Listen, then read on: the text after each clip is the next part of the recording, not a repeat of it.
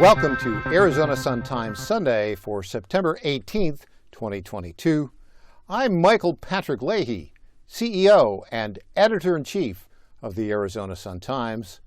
If you are sick and tired of the left-wing bias of the local mainstream media here in Arizona, you're going to want to watch our program tonight, and you'll want to visit our digital news site, ArizonaSunTimes.com. That's ArizonaSunTimes.com. We report the facts of local political news, but we do so from a constitutional conservative worldview.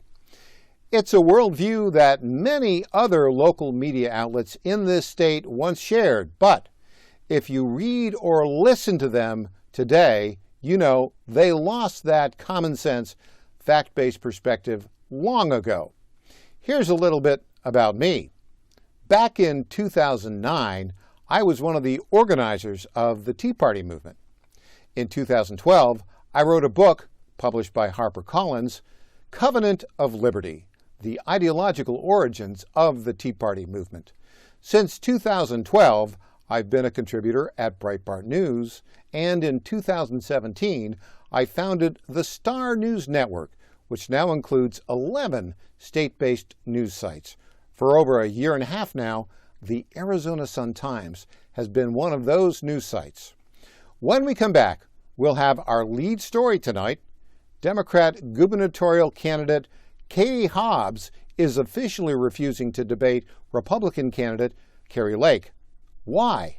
Back after this. It's official. 7 weeks and 2 days until the election, Democrat gubernatorial nominee Katie Hobbs has refused to debate Republican gubernatorial nominee Kari Lake. After an extended back and forth with the Arizona Citizens Clean Elections Commission, that's the state agency that has hosted debates between candidates for statewide office since its establishment more than 20 years ago, Katie Hobbs has officially and finally declared she will not participate in any debate with her Republican opponent, Kari Lake. Last week, Hobbs told the commission she would not consent to be on the same stage at the same time as Lake, and instead proposed separate town hall-style interviews. Showing some good common sense, the commission rejected Hobbs' proposal. In turn, Hobbs definitively stated she would not debate Kari Lake. In a statement, Hobbs offered this excuse, quote, "Debating a conspiracy theorist like Kari Lake, whose entire campaign platform is to cause enormous chaos and make Arizona the subject of national ridicule, would only lead to constant interruptions, pointless distractions, and childish name-calling," end quote. Really, that's the official explanation from the Katie Hobbs campaign for her decision to dodge a debate with Kari Lake. Whatever happened to the marketplace of ideas? Not surprisingly, Kari Lake blasted Katie Hobbs for refusing to debate her. In a tweet, Lake's campaign said, quote, "Kari will keep her promise to the voters and debate. The empty chair across from her will show Arizonans just how little Katie Hobbs cares about them." Then on Monday, Kari Lake threw down the gauntlet with this challenge to Hobbs.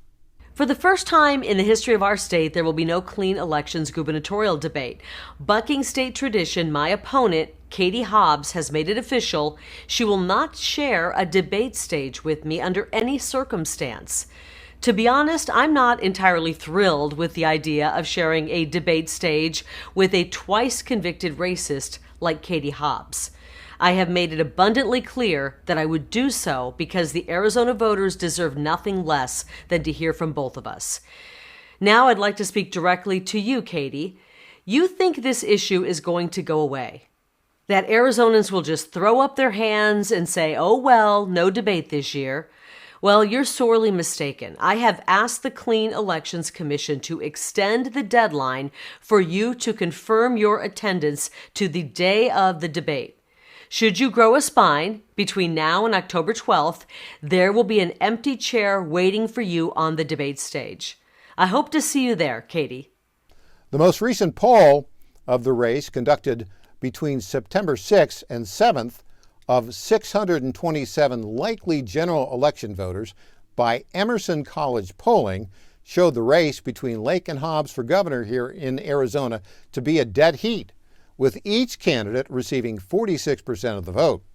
We'll see how Arizona likely voters respond to Katie Hobbs' decision to dodge a debate with Kari Lake in the next round of polls, which are expected to be released next week.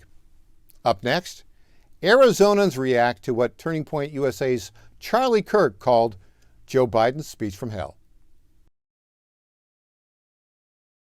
Welcome back. Earlier this month, President Joe Biden delivered what can only be described as the most divisive presidential speech in modern American history. In his September 1st speech delivered in Philadelphia, President Biden called the 74 million Americans who voted for Donald Trump in 2020 and who support the Make America Great Again agenda, quote, a threat to democracy. He also claimed falsely that those of us who voted for Donald Trump do not support the Constitution or believe in the rule of law. But it wasn't just Biden's bellicose language that caused concern. The setting itself was Orwellian, evoking the very worst totalitarian imagery. And angry Joe Biden delivered his vitriolic speech against a darkly lit, blood-red background, flanked by two Marines in full-dress uniform, who stood at attention. Public reaction to Biden's speech has been highly negative. According to a poll taken by the Trafalgar Group after the speech, the vast majority of Americans found the speech to be dangerously divisive. 56% of American voters said Biden's speech, in which he accused his political opponents of posing a threat to democracy, they said that speech represents a dangerous escalation and is designed to incite conflict among Americans. Here's how that poll breaks down. 62% of independent voters called the speech a dangerous escalation. 89% of Republican voters also called it a dangerous escalation. But among Democrats, it was a different story. 70% of Democrat voters said the speech was, quote, acceptable campaign messaging. But here in Arizona, reaction to the speech was uniformly negative among Republican political candidates. Here's what GOP gubernatorial nominee Kari Lake had to say about the speech. I think Americans need to look deep into their souls right now and see what's happening. Even if you are not somebody who'd consider yourself America first, you didn't vote for President Trump, you got to look deep in your soul and say, is this what we're about? Is this what our country is about? If somebody disagrees with you ideologically, you want them destroyed. It's getting real scary that Joe Biden is using the federal government as if he owns it. He's using these agencies as if they are his own goon squad and coming after people who are his political opponents. Representative Debbie Lesko called Joe Biden, quote, the divider in chief in wake of that speech.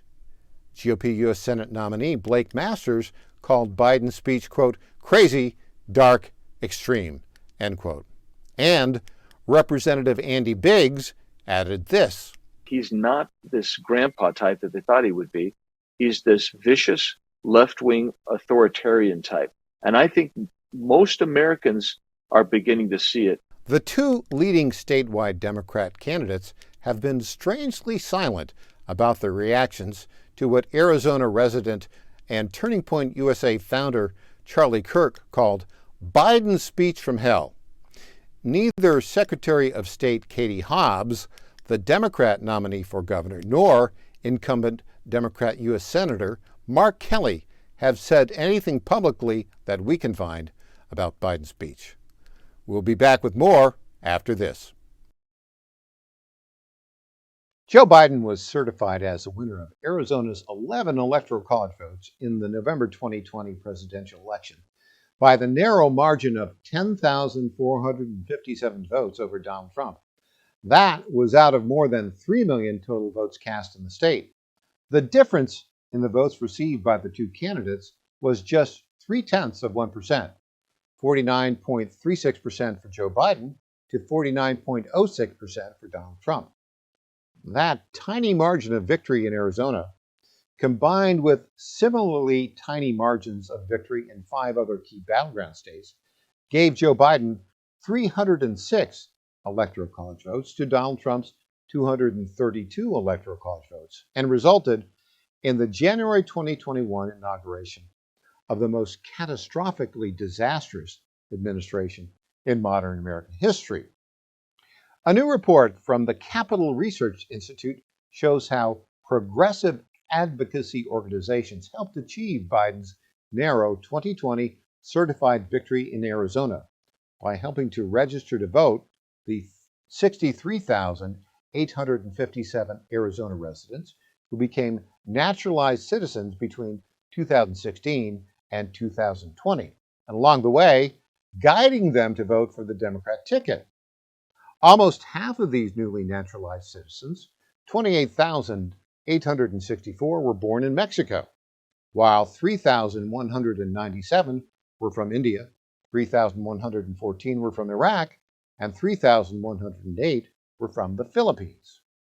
Kristen Eastlick, Senior Vice President at the Capital Research Institute, told the Arizona Sun-Times, quote, "It's wonderful to have new citizens voting, but we've also documented a long history of charities conducting voter registration with the purpose of influencing the outcome of elections to favor Democrats." End quote. Progressive advocacy organizations across the country began a massive joint campaign in 2020 to register naturalized citizens to vote, conducted in conjunction with language denouncing former President Donald Trump, denouncing Republican views on immigration, and denouncing other Republican positions on other issues. One of the main umbrella groups, the National Partnership for New Americans, a left-wing group funded in part by billionaire Bill Gates, launched New American Voters, a 501c3 nonpartisan narrative campaign which aims to promote naturalization and activate the newly naturalized to become voters. It claims credit for contributing to, quote, the largest BIPOC voter turnout in modern history. That relatively new word, BIPOC, stands for Black, Indigenous People of Color. The group announced the campaign in February 2020 with a report which declared that 860,000 immigrants will become citizens that year, quote, despite a succession of second wall barriers that the Trump administration has imposed to make it infinitely more difficult for immigrants to become U.S. citizens.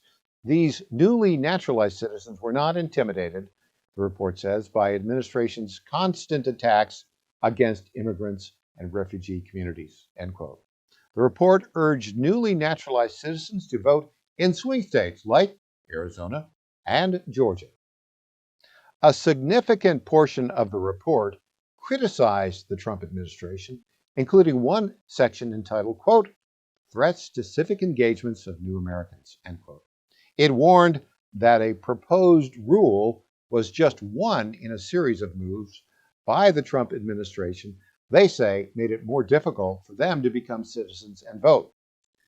A new report this month from a coalition of progressive Arizona advocacy groups called Promise America laid out how effective the strategy has been. Quote, New American Voters in Arizona Building the Electoral Power of Naturalized Voter, end quote. That was the name of the report. It referenced the New American Voters Impact Model, which ranked Arizona as the second state most likely to have these new citizens influence the midterm elections. Petra Falcon, the executive director of Promise Arizona, told the Arizona Sun-Times that her organization is nonpartisan, but added it was founded in response to, quote, the Sheriff Joe Arpaio era, where she says, terrorized people of color, immigrants, or people who looked like immigrants, end quote. The organization's website contains an article discussing those very beginnings. She said the majority of new citizens her group registers become Democrats, but said the education they give them is not about which political party to join, merely about the process of voting. Falcon also said others follow up with them to educate them about how to vote, like the Democratic Party, but said Promise America does not coordinate with them. You can read the entire story by our reporter Rachel Alexander right now at the Arizona Sun-Times, on the web at arizonasuntimes.com. That's arizonasuntimes.com. You will also want to read a story at the Arizona Sun-Times by Helen Martinez-Fraguela, editor-in-chief of ADN America and a special contributor to the Arizona Sun-Times, about the results of a new poll of Hispanic voters in Arizona. As you know, about 24% of voters in Arizona are Hispanic. Arizona Latinos are most concerned about inflation, jobs, and rising crime. This, according to a new poll published by Unidos US, a research and policy analysis organization that has been focused on Hispanic American issues since 1968. The poll ranked 14 issues in terms of priorities for Arizona-based Latinos. 49% of poll respondents considered inflation the most pressing concern, 34% focused on jobs, and 27% on crime. Other issues Arizona Latinos expressed concerns about were abortion, affordable housing, and government corruption, in that order. The poll of 300 Arizona voters who identify as Latinos was conducted between July 20th and August 1st and has a 5.7% margin of error. It was part of a larger poll of 2,750 Latinos all around the country in various states. Those poll results are consistent with a recent ADN America report that analyzed several national polls and surveys and found that on a national level, most Hispanic Americans are concerned about crime, the economy, and immigration as their most pressing issues. That report data was collected from the Wall Street Journal, the Dallas Morning News, Quinnipiac, and The Economist YouGov.